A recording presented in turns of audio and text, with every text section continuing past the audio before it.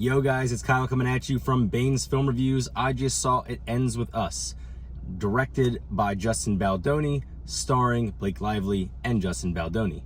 It is a film about Lily, played by Blake Lively, who grew up in an abusive household, close friend, grew up in an abusive household, and now she finds herself with her partner noticing some of the same things that she noticed when she was a child. It takes us through that story, and we sort of see two stories develop at the same time, and you see sort of her past and her present playing parallel to one another, and one sort of affects the other. Not in a weird sci-fi sort of way, but in a very natural, organic way that works for the film. So, for those of you that know me, I've said it a million times, and I'm going to keep saying it. I don't love films like this. Not the way that it's framed, but I don't love these romance, Nicholas Sparks type movies. I don't like rom-coms. While this is not a rom-com by any means, it's a romantic drama. These films are not my cup of tea, and they're also not made for me, so it makes sense that I wouldn't really appreciate them or love them like some other people do. So let's get the bad out of the way. The one thing, and it feels like I'm nitpicking, but the one thing that I really didn't like about this film was the outfit design. I don't want to, it's not that they were off-putting or I don't know, unflattering. Those aren't really the right words, but what it did, particularly with Blake Lively's character Lily, is she wears these things that seem a little outlandish to me.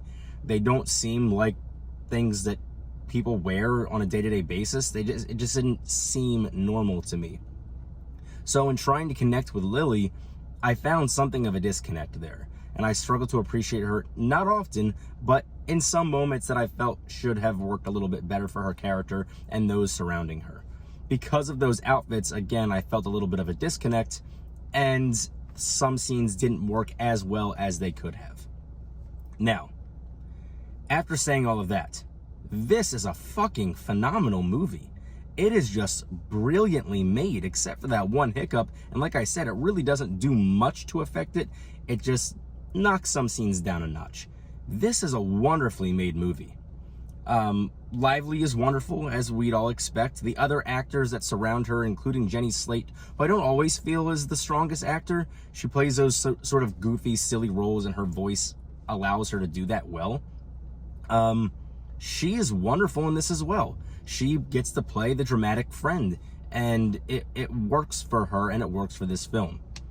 I love the way that they develop these two parallel stories, again, one in the present and one in the past, and they work really well with one another. The characters pair very well with past renditions and current renditions, particularly the fact that the young lady that played a younger version of Blake Lively, oh my God, that is perfect casting. There was one moment where they transitioned back in time. It's the first time they do that.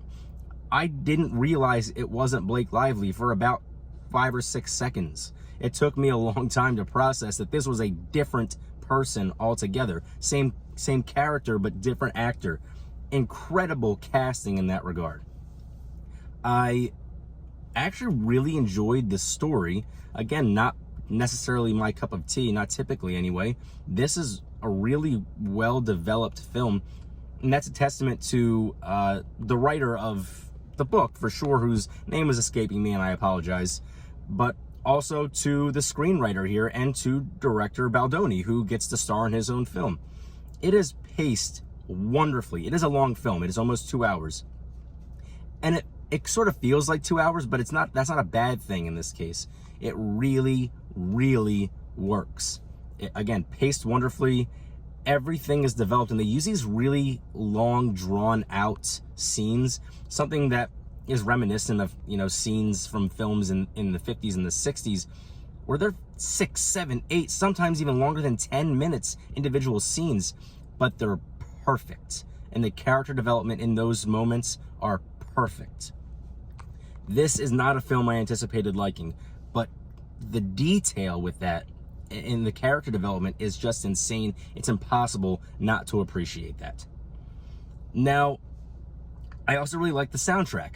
The soundtrack is sort of like indie, alternative, poppy. I don't love Taylor Swift. There's a Taylor Swift song in this film. I get it. She's friends with Blake Lively, who helped produce this film. That makes sense.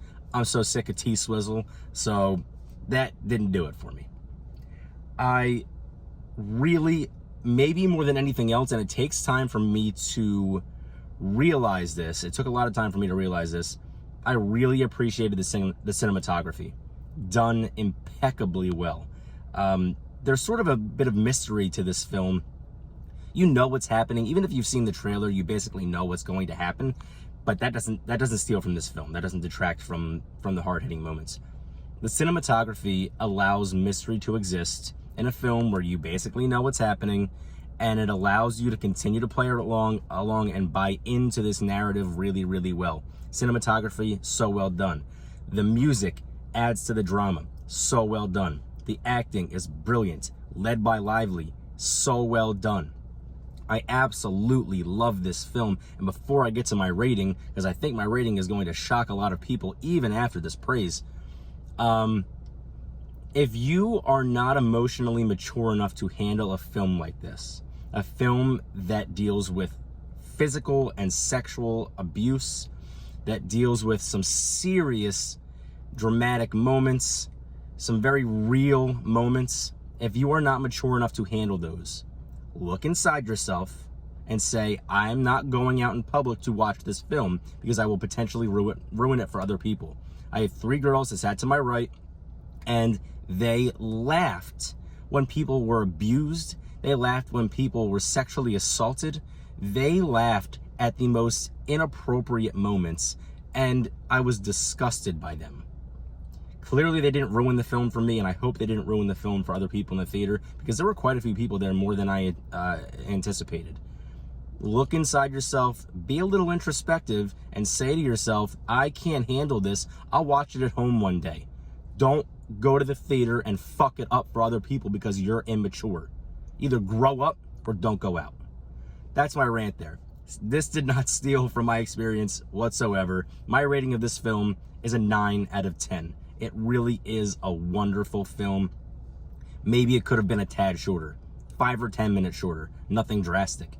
And I wish that they had updated Blake Lively's wardrobe, because again, that created a disconnect. But a 9 out of 10 for a romantic film from me, that's high praise. So it ends with us. Go see it. Drop everything and go see it. Pay that money to go see it in theaters. This is my longest video yet because I love this film. Until next time, peace.